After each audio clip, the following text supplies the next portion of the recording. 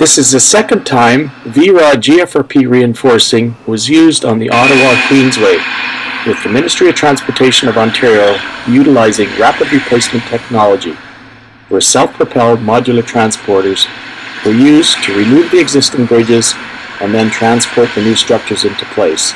Previously, V-Rod was used with the same technology on Carling Avenue eastbound in 2011. V-Rod assures owners of long-term durability where corrosion is removed from the equation. The new Kirkwood Avenue bridges and Carling Avenue westbound were constructed in staging areas and were then replaced in less than 24 hours during a full highway closure. Conventional rehabilitation of these bridges would take 2 to 3 years with complete lane closures.